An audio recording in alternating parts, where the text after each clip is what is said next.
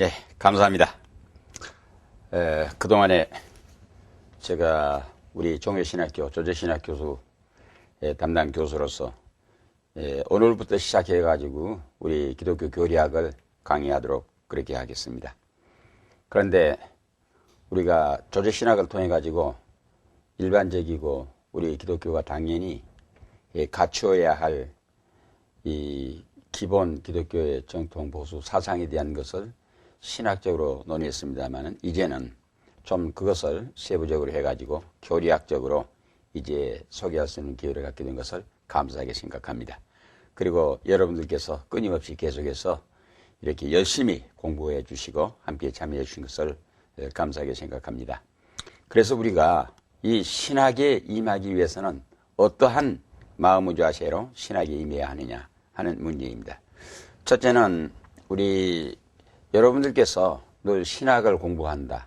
신학을 공부하기 위해서는 무엇보다도 먼저 자기의 과거의 편견, 자기가 주장했던 모든 지론들을 전부 다 하나님 앞에 내놓고 겸허하고 신실한 믿음의 마음으로 하나님의 영광이 지배하는 먼저 내가 될 것을 요구하고 있습니다.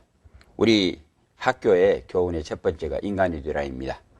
우리가 하나님 앞에서 내가 스스로 하나님 앞에 나설 수는 바른 사람이 되지 못하면 우리가 감히 하나님의 교회를 맡을 이제 목회자로 나설 수가 없습니다. 그래서 우리 신학생은 모두가 목사 후보생이기 때문에 항상 뚜렷한 비전과 목표, 사명의식을 가지고 우리가 공부에 임해야 합니다. 그래서 우리가 항상 바른 이해에 도달할 것을 요구받습니다. 우리 한국교회가 지금 양적으로는 엄청나게 많이 평창했는데 우리 기독교 성경 교리의 진리에 따라서 비교해놓고 보게 되면은 상당히 그 애매하고 모순된 일들이 뒤얽혀가지고 그러다 보니까 오히려 교계가 혼잡을 거듭해가지고 무엇이 바른 기독교 운동이고 어떻게 하는 것이 바른 신앙인지를 이해하기가 매우 어렵게 되어 있습니다. 그렇기 때문에 여러분들께서는 이 방송 매체를 통해 가지고 여러분들이 공부를 하실 때 바로 이 자기 분명히 유사한 거 해서 자기 정신적인 혼선을 일으킬 수 있는 일들을 제시하지 않고 있습니다. 바로 이것이라는 것을 우리에게 분명히 제시해주고 있기 때문입니다. 그리고 이제 한 가지 더 우리가 신학인으로서 어떻게 공부를 해야 할 것이냐. 이거는 두말할 것 없이 자기와의 싸움입니다. 제가 우리 신학생들에게 우리 두 가지 싸움인데 첫째는 시간과의 싸움이다 그 말입니다. 1초도 아껴 써야 하지만은 또 어떨 때는 다음의 시간으로 밀어버릴 수 있는 습관. 그래서 첫째는 시간과의 싸움이고 두 번째는 자기와의 싸움입니다. 학문이라는 것도 그렇고 믿음이라는 것도 그렇고 우리가 나가서 활동 사역하는 것도 그렇고 내 인생 자체가 상대적인 논리에서 우리가 해석할 문제가 아닙니다. 어디까지나 자기 스스로가 자기와의 싸움에서 이긴 사람만이 승자고 그 사람만이 성공한 사람입니다. 역시 우리가 목회 사역도 그렇고 이 공부 자체도 그렇습니다. 특별히 신학교의 특수성이라고 하는 것은 학벌과 환경과 연령과 남녀 성차별 모든 것을 다 초월하고 타파해서 누구든지 원하는 사람에게는 문호를 개방해 놓고 있습니다. 그러면 그 사람들이 상대적이고 또 이제 객관적인 의미에서 비교 평가해 가지고 좋다고 하는 것은 잘못된 생각입니다. 나에게 주어진 기회를 나와의 싸움을 통해 가지고 내가 얼마만큼 신앙을 가지며 어떠한 신앙을 가지며 내가 얼마만큼 학적 실력을 내 스스로가 배양해서 갖느냐는 자기와의 싸움에서 승부를 걸고 시작해야 합니다. 그렇기 때문에 아무쪼록 이와 같이 통신을 통해서 공부를 하지만은 여러분들께서는 분명히 어떤 성취 목표를 하나님 앞에 세워놓고 자기와의 부단한 싸움을 통해서 다 성공하시고 다 하나님의 축복에 이르길 바랍니다. 그래서 우리가 소위 신학을 하기 위해서는 신학인의 결의 또는 다짐이라고 한 말을 제가 한번 말씀을 드려보겠습니다. 첫째는 하나님과 그 믿음의 관계입니다. 우리 예수 믿는 사람이 공통한 것이지만 특별히 목회자들에게는 하나님과 나와의 관계, 내가 하나님을 향한 어떤 믿음을 갖느냐 하는 이거에 따라 가지고 앞으로 여러분들의 인생 문제 또 활동 사역 문제 또 목회를 했을 때의 교회에 대한 모든 문제가 결정지어지게 됩니다. 그렇기 때문에 첫째는 하나님과 나와의 신앙적인 관계가 어떻게 이루어지느냐 하는 이것입니다. 그래 첫째, 특별히 하나님과의 그 관계, 즉 믿음의 관계를 어떻게 네가 세워야 할 것인가, 이것을 첫째로 우리가 다짐하고 한번 생각해 보아야겠습니다. 그 다음에 두 번째는 불타오르는 열정의 사명감입니다. 신학생이라고 하는 것은 사명의 길이기 때문에 단순히 우리가 학문을 연구한다, 해본다, 적당히 그저 나의 사고방식과 나의 목표대로 해본다는 것이 아니고 뚜렷이 하나님께서는 우리에게 사명이 주어졌습니다. 예수님께서 하늘로 승천하시기에 앞서 당부하셨던 말씀 우리는 생각해 보아야 합니다. 하늘과 땅의 모든 권세를 아버지께서 내게 주셨으니 네가 천하를 두루 돌아다니면서 모든 사람들을 내 제자로 삼아 아버지와 아들과 성령의 이름으로 세례를 주고 이와 같이 땅끝까지 이르러서 예수 그리스도의 증인 사명을 다할 때 예수님께서 그랬습니다. 영원히 내가 세상 끝날까지 너희와 함께 있을 것이다. 이렇게 말씀해 주셨습니다. 그런 거로 우리가 하나님을 향한 뜨거운 그 불타오르는 믿음의 열정과 또 내가 하나님의 일을 반드시 해야겠다는 불타오르는 사명감이 있으면 자기도 모르는 순간에 하나님의 성령께서 여러분들을 들어주시고 여러분들이 생각하지 못했던 내가 새 사람으로 바꾸어서 태어나게 된 것을 우리가 경험할 수 있을 것입니다. 우리가 실력이 없습니다. 환경이 모자랍니다. 나는 사람들 앞에 담력이 없습니다. 어느 한 가지도 자신감이 없습니다. 하지만은 하나님을 향한 내 믿음과 내가 기어이 하나님의 일을 해보겠다는 뜨거운 열정, 이 사명감이 불타오르는 사람에게는 하나님의 방법이 따른다는 바로 이 말입니다. 그 다음에는 믿음의 실상과 증거를 얻어가는, 엮어가는 사람이 되어야 하겠다는 말입니다. 우리는 이제 앞으로 설교할 사람들입니다. 또 전도회에서 설교를 해서 많은 사람들의 영혼을 구원하고 또 나아가서는 교회를 이루어가지고 천국 운동을 전개하는 것이 우리들의 사명으로 놓여 있습니다. 그런데 이거는 어떤 학술적인 논리의 전개도 아니고 우리가 남의 이야기를 들어서 전달하는 것도 아니고 우리 스스로가 그 믿음의 실상과 증거로서 우리가 단상에 올라서 가지고 하나님의 말씀을 증거할 때마다 늘 불꽃 튕겨나오는 자신감에 넘치는 진리가 증거되고 선포가 될 것입니다. 그거는 어떻게 돼서 나오느냐? 자기가 이제 믿음의 실상과 증거를 확보해서 자기 스스로가 믿음의 실상과 증거자로 나설 때입니다. 그러기 때문에 참 묘합니다. 우리 신학인들은 어느 누구도 좋은 조건 속에서 부모님을 통해 가지고 초등학교, 중학교, 고등학교, 대학교 이렇게 해서 대학원 해가지고 석사, 박사 되고 이런 사람보다는 훨씬 더 밟히고 찍히고 이 만신창이 투성이가 거의 불가능의 경지에 그저 팽개쳐버렸던 그런 사람들이 하나님을 향한 믿음에서 다시 재기분발해가지고 일어나서 그 사람들이 늘 신비적인 하나님의 기적을 체험하고 또 나타내서 자기 자신부터 시작해가지고 확실히 믿음의 실상과 증거라는 말입니다. 저는 여러분들에게 이 신학을 공부를 하시면서 기회 나신 대로 히브리서 11장을 읽어보시라고 권하고 싶습니다.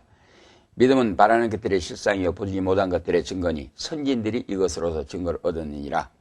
우리 히브리서 11장을 믿음장이라고 하는데 이 히브리서 11장을 우리가 계속해서 읽어보게 되면 구구절절히 우리 인생관이 나와 있습니다. 예수 믿는 신앙이 나와 있습니다. 우리 사명자로서의 가는 길이 나와 있습니다. 불가능의 경지를 어떻게 돌파하고 하나님께서 어떻게 들어주셨고 그렇게 해서 어떠한 기적을 일으키면서 우리가 참 하나님의 종으로서 사명의 길을 걸어가면서 믿음을 지켜왔는가. 그래야 히브리 11장 38절에 가게 되면은 이런 사람은 세상이 감당치 못하도다 이렇게 말씀하고 있습니다.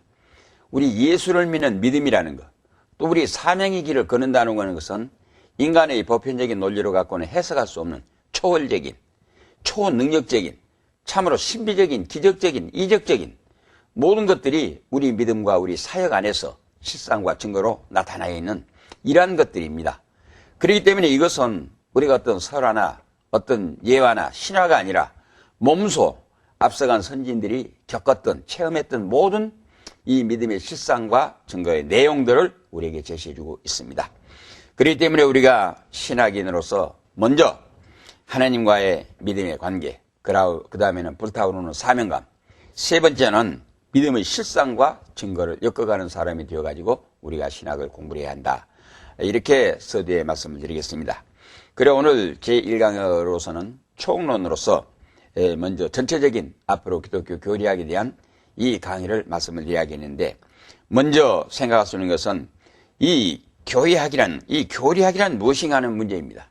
우리가 기독교 교리학을 공부를 하고 있는데, 먼저 기독교 교리학이 무엇이기 때문에 우리가 공부를 한다. 이걸 알아야 하기 때문에 교리란 일반적인 의미에서 말할 때는 그 종교의 가르침에 대한 근본적 원리이다고 이렇게 정의를 내리고 있습니다. 그러나 기독교적 의미에서 교리, 이 도그마, 우리가 이렇게 했을 때에 이 용어는 주제에 대한 행위의 뜻으로서 나는 확신한다. 나는 결론에 도달했다. 내가 믿는 그것이 확실히 바로 이것이라고 하는 실상과 내용에 대한 확증의 이 진리입니다. 이런 의미에서 생각해 볼 때 기독교 교리란 하나님의 신적 권위를 가진 성경의 진리를 조직적이고 논리적으로 체계화시킨 기독교 신앙의 표준이다라고 이렇게 말할 수 있겠습니다. 그래서 우리가 바른 교리를 공부하기 위해서는 무엇보다도 모든 것이 다 똑같습니다만 역시 특별히 바른 교리학을 공부하기 위해서는 성경에 대한 이 신적 권위를 인정할 것을 전제로 하고 있습니다. 성경의 신적 권위란 모든 강의를 할 때마다 말씀을 드립니다만은 성경은 하나님의 말씀입니다. 성경은 하나님의 계시입니다. 성경은 하나님의 진리입니다. 이 성경은 하나님께서 반드시 성취하실 언약입니다. 이것이 바로 성경의 신적 권위라는 의미로 우리가 받아들이고, 이런 의미에서 성경에 기초한 신앙과 교리가 나오게 된다 하는 것을 여러분에게 말씀드립니다. 그 다음에 두 번째는 교리학의 중요성에 대해서 말씀을 드리겠습니다. 우리가 교리학을 왜 공부해야 하는가? 이에 대한 것을 바로 알지 못하면 오해에 빠질 수가 있습니다. 동시에 우리가 바른 교리를 이해하지 못하면 엄청난 차질에 빠질 수 있습니다. 현대 일부의 자유주의 신학者사이에서는 기독교는 교리가 아니라 생활이다라고 하는 이런 말을 하고 있어서 교리에 대한 바른 이해를 하지 못하게 되면 그 말이 맞는 말 같습니다. 이제 교리라는 말은 여러 가지 의미에서 쓰여지고 있는데, 신조 또는 정설 또는 정측 또는 정론 등 여러 가지 의미에서 쓰여지고 있는데, 이러한 말들을 종합해서 우리가 생각해 볼 때 기독교 교리란 성경에서 말씀하고 있는 진리의 핵심적 골격이며 기준으로서 공동체 교회의 보편성과 통일성, 그리고 단일성과 거룩성, 즉 성성을 지켜나가기 위해서는 통일된 기준칙이 반드시 있어야 한다는 것을 알게 하고 있습니다. 다시 말씀드리면, 제가 다른 시간에 말씀드린 바 있습니다만, 미신과 종교라고 하는 것은, 미신은 토속, 소위 로컬 카스텀, 풍속에 따르는 것이 미신이고, 같은 신을 추구하고 향하는 행위로 돼 이제 교리를 갖춘 것은 종교고, 교리가 없으면 미신입니다.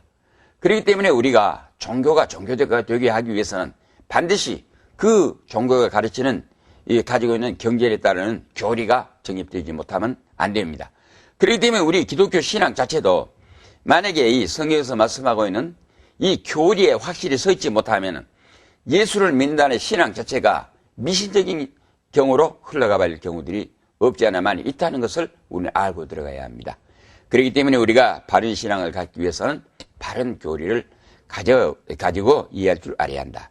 다시 말하면 믿음은 하나인데 하나님께서 주시는 은사는 다양하고 가장 각석이어서 은사만을 고집하다 보면은 교회의 질서가 무너질 뿐만 아니라 또 기독교 신앙 자체가 통일을 가지지 못하고 이 산산이 부져져 버릴 수도 있다는 이러한 그 위험에 빠질 수가 있습니다.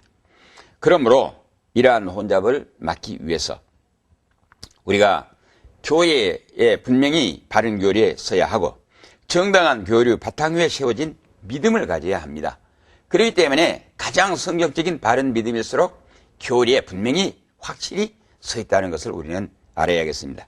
그러므로 이러한 혼잡을 막기 위해서는 교리가 분명하고 정당한 교류 바탕 위에 세워진 믿음을 가져야 한다, 이 말이겠습니다. 그러나 더 중요한 것은 교리를 무시하고 자기의 은사만을 고집하다가 교회라는 공동체에서 떨어져서 하나님과 단절이라는 지극히 위험스럽고 불행한 함정에 빠질 수도 있기 때문에 성경적 바른 신앙에 선 사람일수록 더 투명하고 바른 교리 위에 세워져야 한다 하는 이 말입니다. 기독교 운동이라고 하는 것은 어제 오늘 되어진 일이 아닙니다. 또 시대에 따라서 바꿔지고 변형한 것도 아닙니다. 우리 기독교는 천지창조 이래 하나님께서 우리에게 주어주신 모든 전체를 가지고 시작하게 됩니다. 그렇기 때문에 어떤 분들은 우리 기독교가 언제부터 시작됐느냐 하게 되면은 예수 그리스도 탄생으로부터 시작됐다. 또는 이제 우리 리첼파라든가 하르낙 같은 사람들은 그렇게 말합니다. 우리 기독교는 예수 그리스도의 성육신으로부터 시작된 것이 아니라 주는 그리스도시요 살아계신 하나님의 아들이시다는 믿음의 고백으로부터 시작됐다. 이렇게 말하고 있습니다. 일리가 있는 말이기는 합니다. 그러나 엄밀한 의미에서 역사적인 의미에서 볼 때 우리 기독교는 예수 그리스도로부터 시작되었습니다. 그러나 원리는 태초에 천지 창조로부터 시작되었습니다. 왜 그러느냐? 우리 기독교는 계시 종교입니다. 하나님께서 찾아오신 하나님의 종교입니다. 그렇기 때문에 기독교의 창시한 하나님이시기 때문에 하나님에게다 원리의 바탕을 두고 시작했을 때 원리는 하나님에 의해서 천지 창조부터 시작됐다. 이런 의미로 우리가 이제 해석해 볼 수 있습니다. 그래서 우리가 이 교리의 중요성에 대한 바른 이해를 하지 못하면 바른 이와 같이 역사성을 가진 기독교 운동을 할 수가 없다는 것을 알고 우리는 바른 교리 위에 서야 합니다 하는 것을 권해드립니다. 세 번째는 우리가 교리학의 연구 방법입니다. 그렇다 그러면 우리가 교리학을 어떻게 연구해 나갈 것인가? 교리학의 연구 방법은 우선 조직신학적인 방법으로 연구를 진행해 나가야 한다는 말씀을 말해드리고 싶습니다. 우리가 이제 우리 한국교회에 지금 이제 약 10만 명에 이르는 목회자들이 있는데 가장 허점이 뭔고 하게 되면 신학에 대한 바른 이해, 철두철미한 바른 신학을 공부하지 못하고 적당히 그저 신학을 했기 때문에 결국 엄청난 모순과 차질, 혼선을 일으키고 있다는 것을 우리가 진단해 볼 수가 있겠습니다. 그러므로 기독교 교리에 대한 바른 이해를 하기 위해서는 먼저 조직신학, 이 시스테마틱 테올로지라고 하는 조직신학에 대한 체계적이고 바른 이해를 전제로 하기 때문에 당연히 조직신학과 함께 연구를 병행해 나가는 것이 가장 옳고 좋은 방법이라는 말이겠습니다. 그래 우리가 조직신학을 통해 가지고 구체적이고 세부적인 자세한 것들을 우리가 이해를 했으면 바로 이것들을 교리적으로 이제 체계화 시켜 가지고 우리의 정론을 확보해야 한다는 말이겠습니다. 기독교 교리는 처음부터 계시 지식에 근거하고 있어서 이성적 지각이나 판단만으로는 불충분하기 때문에 먼저 성경 진리에 대한 바른 이해를 통하여 성경을 주신 하나님의 뜻이 어디에 있는가를 중심으로 이제 연구를 진행하며 이것이 믿음이 되어야 하고 내가 이 성경적 신앙을 우리가 성경에서 말씀하고 있는 진리대로 바로 이제 우리가 설명할 수 있고 변증할 수 있고 이제 우리가 토의에 임해서 상대방을 설득시키는데 우리 신학을 하는 목적이 있고 내용이 달리는 것입니다. 그래 기독교 교리에 대한 바른 이해를 위한 연구에 앞서서 먼저 우리가 하나님께 기도하여 자신의 영성을 넓혀 나가야 합니다. 우리 기독교 운동은 단순히 학술적인 학문의 논리로 갖고는 되지를 못합니다. 내가 신학 박사가 됐기 때문에 할 수 있다는 논리는 되지를 못합니다. 먼저 스피리추얼리티라고는 영성입니다. 하나님의 살아계신 성령의 능력을 힘입지 않고는 해나가지 못하기 때문에 내가 이제 논리가 정당화하기 위해서는 확실한 영적 하나님의 성령의 뒷받침을 받아서 보장을 받아내야 합니다. 그렇기 때문에 우리가 영성을 넓혀 나가야 하고 더 많은 자료들을 확보하여 비교 분석해보고 과연 이러한 진리를 주신 하나님의 뜻이 어디에 있는가에 대해서 쉼 없이 명상을 하면서 믿음의 방법으로 연구를 진행해 나가야 한다는 말이 되겠습니다.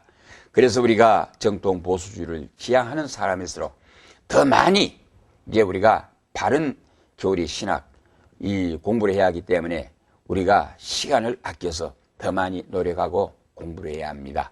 우리 목사님들이 실력 있는 목사님 되어야 한다는 것은 먼저 하나님의 진리에 대한 바른 이제 우리가 논리를 전개하고 변증을 하고 나가서는 상대방을 설득시키기 위해서 책임 있는 공부를 더 많이 해야 한다는 것을 제가 이제 조심스럽게 여러분에게 당부를 해드립니다. 그 다음에 네 번째는 기독교 신학의 그러면 이 분류입니다. 우리가 기독교 신학을 공부를 할 때 어떻게 분류를 해서 공부를 하는가? 여기에는 이제 우리가 주경신학과, 역사신학과, 조직신학과, 실천신학과, 교양학과, 그 다음에 이제 언어학과, 이러한 대체적으로 크게 6가지로 분류를 해서 각 이제 이 커리큘럼을 짜고 항목을 우리가 분류해서 정리를 하게 됩니다. 그러면 주경신학에 가서는 이 모든 성경에 대한 개론, 즉 성서 고고학, 정경론, 성서 언어학, 히브리어, 헬라어, 라틴어, 아람어 등, 그리고 이제 해석학, 신구약 총론, 이와 같이 이러한 것들을 주경신학에서 다룹니다.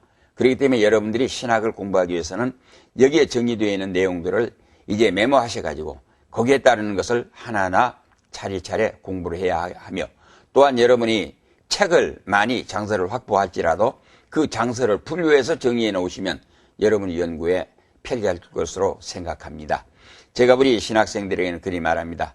우리 교단 출신 신학생 앞으로 목회사역을 하실 때 최소한 3,000권 분량의 자기 도서물을 확보해가지고 여러분이 지식적인 것과 외적 품격, 많은 자료들을 확보해서 실력 있는 목회자가 되라고 이렇게 권유해 드립니다. 그 다음에 이제 주석학에 가서는 성경 각 책에 대한 주석입니다. 그리고 강해학이 있는데 성경 각 책에 대한 강해를 이 말씀 저 말씀을 이제 연결시켜 가지고 거기에 맞는 말씀대로 우리가 강론할 수 있어야 합니다. 그 다음에 성경신학이 있는데 구약학과 신약학이라는 것이 있습니다. 이렇게 해서 우리가 주경신학을 공부를 하게 됩니다.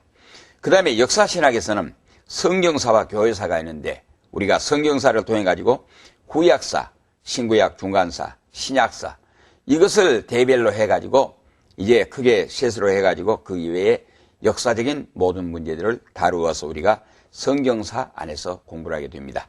그 다음에 교회사라고 하는 것은 기독교 교회사로부터 시작해가지고 각국의 교회사, 우리 한국 같으면 한국 교회사, 각 나라가 이제 복음을 어떻게 받아들여가지고 어떻게 이제 사역하면서 성장해 나가는가 하는 건 자기 나름대로의 그 나라의 교회사가 있을 것입니다.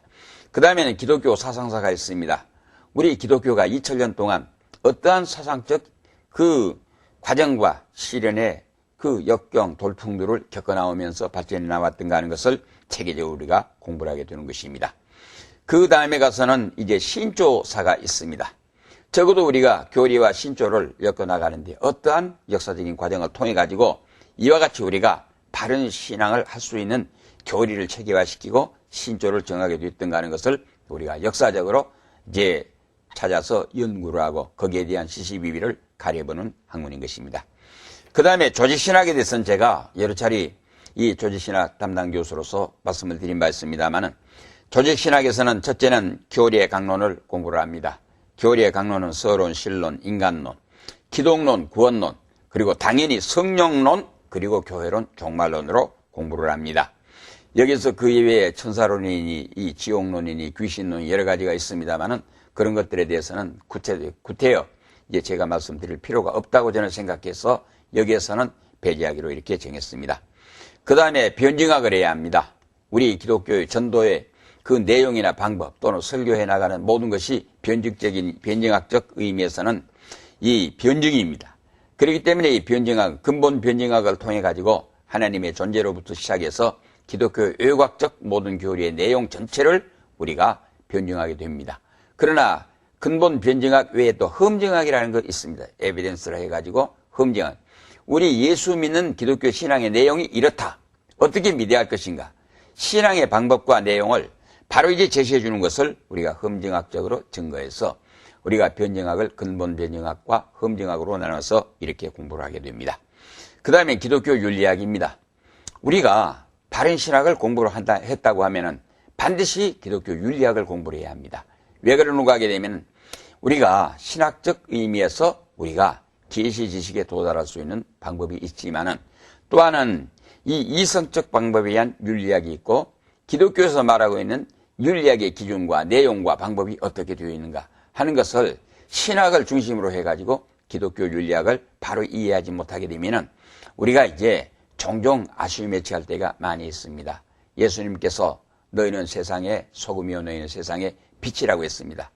이 말씀을 기준으로 해서 우리가 신학적인 의미에서 또는 윤리학적 의미에서 해석할 분야가 있기 때문이라고 이렇게 생각을 해봅니다. 그 다음에는 이제 신조학입니다.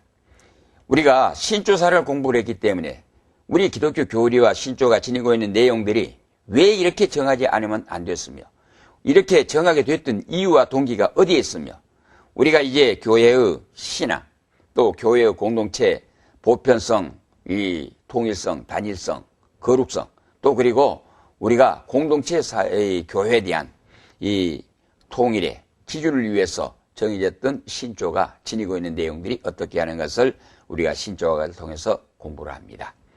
그러나 우리 신학이라고 하는 것은 철두철미하게 이론이고 실천신학으로 인해 가지고 내가 믿고 내가 생각한 학문이 실제화시켜져야 합니다. 현실화시켜져야 합니다. 그래 실천신학으로서 예배학, 전도학, 설교학, 선교학, 상담학, 교육학, 목회학, 행정학 우리가 이제 보수적으로 이제 부수적으로 해야 할 일들이 이렇게 많이 있습니다. 그렇기 때문에 우리가 신학을 바로 하기 위해서는 해야 할 일들이 많이 있으니까 여러분들이 이렇게 공부를 하면은 앞으로 주어진 숙제들이 스스로 많이 있다는 것을 알게 되고 기왕이면 여러분들께서 이 모든 것들을 다 이제 돌파해서 다 성취하신 분들이 되시기를 바랍니다. 그 다음에 이제 교양학이 있는데 우리가 다른 종교들과 기독교를 비교해 가지고 이 비교 종교학이 있습니다. 비교해서 연구하는. 그러나 우리는 비교해 가지고 기독교의 우위를 비교해서 우위라는 것이 아니고 비교해서 우리 기독교의 절대성을 확보하고 입증하기 위해서 우리들은 비교 종교학을 공부하게 됩니다.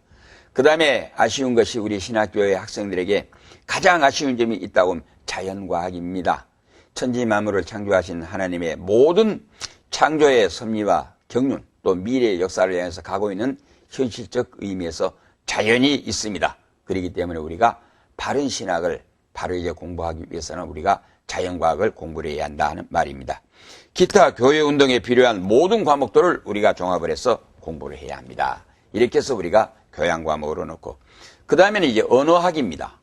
우리 기독교 신학을 공부하는 사람일수록 언어학을 많이 해야 하는데 우리 학교에서도 이제 올바른 세계적인 신학자의 또 세계 사명을 위해서 가기 위한 바른 신학을 위해서는 5개국어 이상을 해야 한다 해가지고 이미 우리 학교에서는 그 운동을 전개하고 있습니다. 그래 세계 각국의 언어를 다 해야 하는데 다 할 수가 없습니다.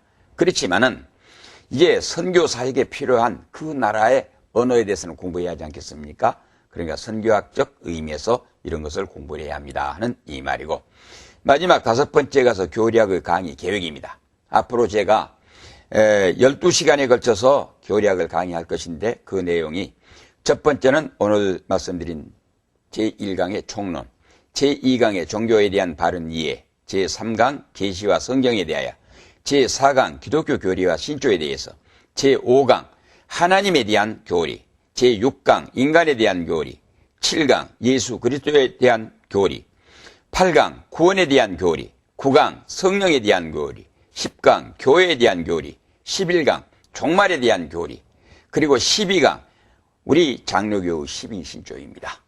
기독교의 지도자가 되면서 이제 대소요리문답과 헌법에 앞서 전문으로 주어진 12신조에 대해서 바른 이해를 하지 못하게 되면은 바른 교리의 수지를 못하게 되기 때문에 이렇게 해서 12강으로 앞으로 강의를 계속하도록 하겠습니다. 첫 시간 잘 경청해 주셔서 감사합니다.